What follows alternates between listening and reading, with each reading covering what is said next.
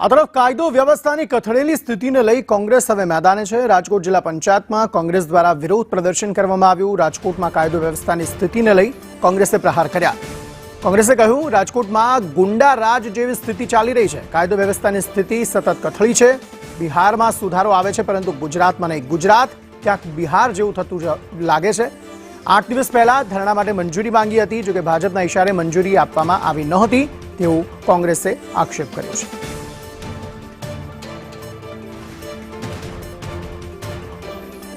રાજકોટ શહેરમાં કાયદો અને વ્યવસ્થાની સ્થિતિને લઈને કોંગ્રેસ દ્વારા અત્યારે ધરણા યોજવામાં આવી રહ્યા છે। જિલ્લા પંચાયત ચોકમાં ધરણા અંગે પોલીસની મંજૂરી ન હતી, છતાં પણ બેનર પોસ્ટર લઈને કોંગ્રેસ આગેવાનો પહોંચે। ધર્મભાઈ, શું કહેશો? ધરણા માટે મંજૂરી નથી છતાં પણ અહીં આવ્યા છો? રાજકોટની હાલની પરિસ્થિતિ ખૂબ જ ખરાબ પરિસ્થિતિ છે। રોજ બરોજ ગુંડાઓનું શાસન આવી ગયું છે, પોલીસની કોઈ ધાક નથી।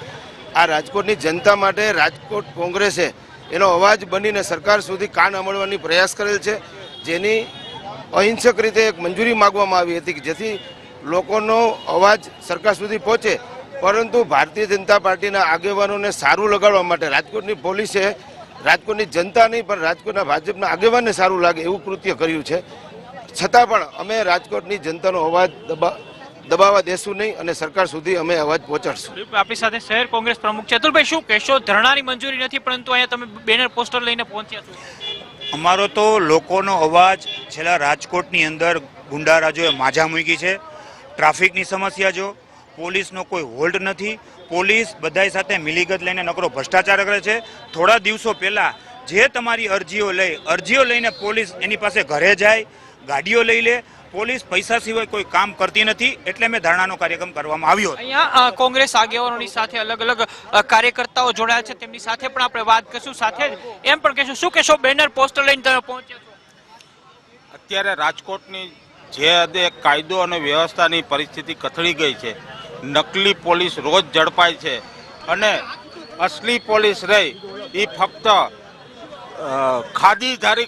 ખાદીવાળા રહ્યા એનું જ કામ કરી રહી છે। એટલે નકલી પોલીસ બજારમાં આવી ગઈ, નકલી પોલીસ રોજ તોડ કરી રહી છે। એટલા માટે અમે આજ આ ધરણાનો કાર્યક્રમ રાખ્યો છે। મોટી સંખ્યામાં કોંગ્રેસના કાર્યકરો આગેવાનો છે, ઉમટ્યા છે। આપણે અન્ય લોકોને પણ પૂછશું, શું કહેશો લકીભાઈ? મોટી સંખ્યામાં લોકો ઉમટ્યા છે, નકલીની બોલબાલાની વાત તમે કરી રહ્યા છો।